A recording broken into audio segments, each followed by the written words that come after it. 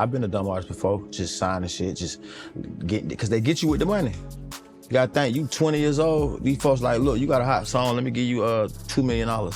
But then I'ma own you. He signed deals without reading. He trusted the wrong people. And by the time he realized what happened, he was already trapped. This is the story of Offset, Wack100, and millions of dollars that somebody ain't telling the truth about. Let's break down what really happened. Bad deals, broken trust, and the industry's dirty game.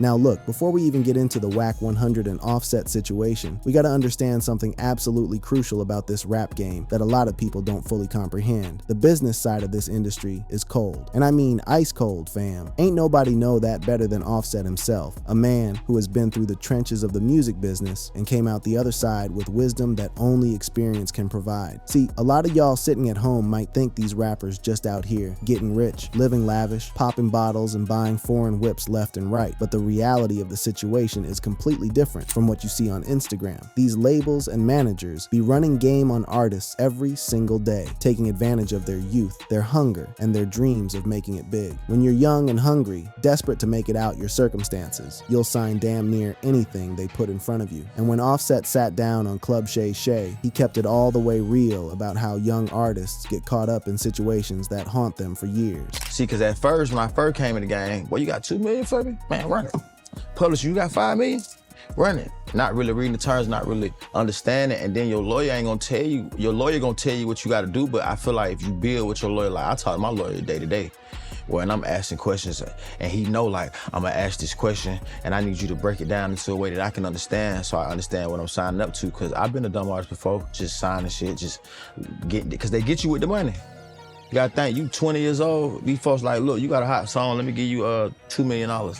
But then I'ma own you. Now this is the game right here, and I need everybody watching to really understand what Offset is breaking down, because it applies to the entire conversation we're about to have. Offset is essentially exposing exactly how the industry works, and this is directly connected to why people immediately assumed he would have smoke with Wack100 when this story first started circulating, because Wack has been accused of running the exact same type of plays on his artists, using the same playbook that these major labels been using for decades. Then I'ma own you, and then you got 5 albums, but then soon the album come out, because most people don't know, when your album come out, you at an artist level like me, man, your first month, they done made 2-3 million. Wow. But it ain't your cut, it ain't your money, and it's not counting to your recoupment. But on what they own, that done recoup the 2-3 million, and they still got you in $3 million debt. And quarterly counting it down. Y'all hear that? Let me make sure everybody caught what Offset just said, because this is crucial to understanding the whole finessing conversation. The album drops, the label makes $2-3 million off your music, and even after they make back what they gave you, you're still counting down debt because of all the expenses they charging to your account. That's the finesse. That's the game these industry folks been playing on artists forever, from the Motown days all the way to today. Now, this entire context brings us directly to Wack100 and why people would immediately believe a story about him finessing an artist. See, Wack has been in the music industry for decades at this point, managing high-profile artists like The Game, Blueface, and being heavily connected to West Coast politics and street organizations. The man knows everybody, and everybody knows him, but his reputation when it comes to artist contracts and business dealings, man, that's been under heavy scrutiny for years now, and it keeps coming up every time his name is mentioned. According to DJ Academics and multiple industry sources who have spoken on the matter, Wack allegedly signed Blueface to a deal structure that takes a whopping 70% of his total earnings. How is that even possible, you might ask? Well, it's because Wack positioned himself as both the label and the manager simultaneously. As the label, he takes 50% of everything Blueface makes. As the manager, he's taking another 20% on top of that already massive cut. That's what academics called double dipping, a clear and obvious conflict of interest where there's literally nobody in the room looking out for the artist's best interests, when the same person is supposed to be negotiating deals for you and profiting from the deals at the same time. Who's really protecting the artist? The answer is nobody. But here's where the actual tension between Offset and Wack100 comes into play, and I promise you it ain't got nothing to do with no business deal gone wrong or contract disputes. This beef is way more personal than that, and it involves the people closest to both of them. See, Wack100 has a relationship with Cardi B that actually predates her even knowing who Offset was. They go back years, and Wack has always shown love and respect to Cardi. So when Offset Offset and Cardi started having their very public issues that played out across social media and entertainment news, Wack found himself caught up directly in the middle of their drama, whether he wanted to be or not. Well, you threatened to expose some information about Offset involving some of the drama with Cardi B. Who? You. Oh, I kept the exposure from happening. You know, I got phone calls from people outside of Offset. So check this out. Wack is admitting right there on camera that he had information in his possession that could have seriously damaged Offset's reputation and public image, but he made the conscious choice to keep it contained and not let it get out. Why would he do that? Because of his long-standing respect for Cardi B and their relationship that goes back years. But before he decided to hold back that information, Wack had actually put Offset on blast publicly in a major way. He posted directly on his Instagram story saying, "Lil weird ass Nkoa, I told you, keep me out your emotional shit." Now here's where the whole situation gets absolutely wild and complicated, beyond what most people understood at the time. Blueface, who is Wack's own artist that he manages, had put out some very damaging information about Offset, allegedly hooking up with Chrisean Rock while he was still married to Cardi B. This was explosive because of everything going on between Blueface and Chrisean at the time, and Offset was heated about this, immediately calling Wack, trying to get him to control his artist and stop the bleeding before more information got out there. He's blaming me for what Blueface is doing. I didn't agree with Blueface for what he did. What did Blueface do? Well, he posted, I don't know if it was text messages, pictures, I don't know what it was, right? Of Offset and Rock, Rashawn, around, right? I wake up to it. I guess it's on Twitter somewhere. I don't be on Twitter, I don't know. My phone's going crazy, right? It's Offset. He's telling me, only thing I'm hearing is Blueface. I call Blueface, hey man, what the f is going on? So Offset was operating under the assumption that Wack was behind the exposure, that he had given Blueface the green light to put his business out there. But Wack maintains to this day that he didn't know absolutely nothing about it until it had already happened and was spreading across the internet. Blueface was moving on his own time, making his own decisions without consulting his manager first. Here's the thing though, Wack was ready and willing to step back completely and let Blueface go all the way with exposing every piece of information he had about Offset. Wack was fed up with being blamed and accused for something he claims he didn't orchestrate or have any knowledge of beforehand. But then he got a phone call that changed everything and made him reconsider his position. Cardi B personally called Wack and basically communicated, "Look, we already separated at this point. This really ain't my business no more and I don't want to be dragged into it." But she asked him respectfully to contain the situation and not let it escalate further, and Wack obliged out of respect for their friendship. So the Cardi Offset Wack drama, it ultimately got squashed and de-escalated because of Cardi herself stepping in and asking for peace. But that ain't even the main story that got everybody talking. Let's get into what really had the streets buzzing for years. The infamous dice game incident that allegedly started a whole war. Alright, now we getting to the absolute meat of this whole situation. The story that's been told, retold, disputed, confirmed, denied, and debated across every single hip-hop platform, podcast, and social media site for years now. The dice game that started it all. We talking about the infamous dice game between Offset and 42 Dugg that went down at QC Studios back in 2019. Wack100 was there that night. He's been the primary narrator of this story, the main one telling it across multiple interviews and podcast appearances. And according to his detailed account, this is exactly how everything went down that fateful evening. What is going on with 42 Dugg and you? He clapped back. You said Offset ran his pockets in the studio. That's not what I said. What'd you say? I said, you tried to leave the dice game. Offset wasn't going for it.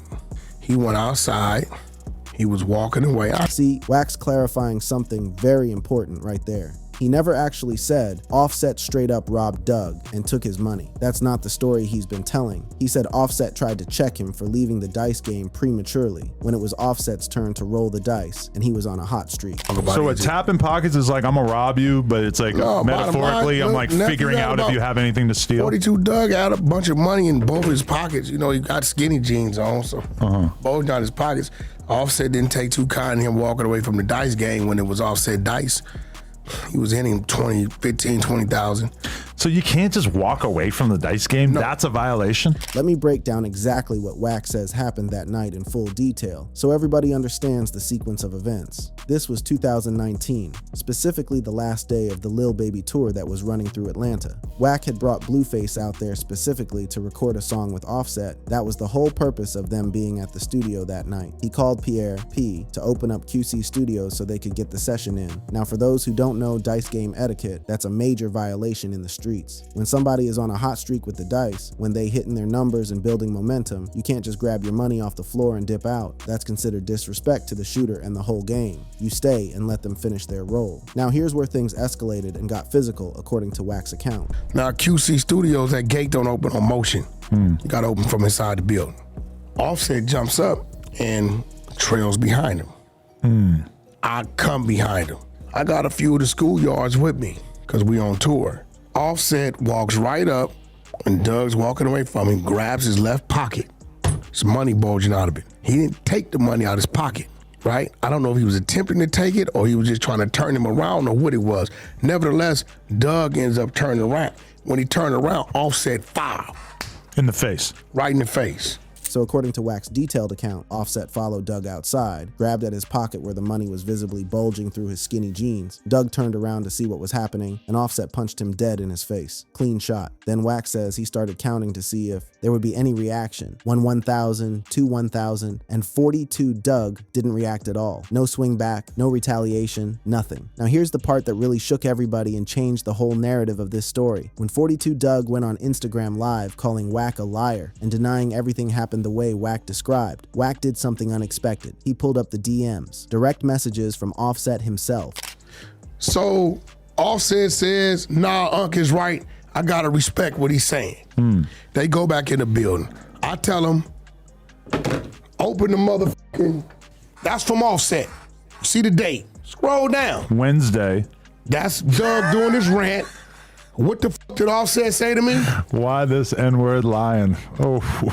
See, one thing about Wack, I got the content. I recited everything that happened, right? Offset confirmed Wack's version of events through those DMs. When Doug went on his rant saying it didn't happen, Offset messaged Wack asking, why this a lying? Meaning Offset was essentially backing up and co-signing everything Wack had been saying about that night, directly contradicting what 42 Doug was claiming publicly. Listen, I can show you just prior to that, Offset cussing me out. For what? Cause of the Blueface shit. Cussing me the fuck out. Going crazy on me. But no love lost, because when the Doug thing came up, he was... No, but it's gonna lead to this. What does he say? You my what? You my uncle. These texts is crazy. But 42 Doug absolutely wasn't having any of this narrative being pushed about him. He went on Instagram Live and told a completely different version of what happened that night, putting his entire reputation and his mother's life on the line. And I was by myself with 100,000. They tried me, bro. Right or wrong, they tried me. They surrounded me, told me get. I ain't giving a rich nigga shit, nigga. And we, My mama can and die we right catch now. niggas on my at, land. where me and you and Squeeze catch niggas at, dog. Got it. My mama could die if I'm lying, bro. I didn't get them niggas a dime, bro. And I was by myself, Gotti. Who you know doing that?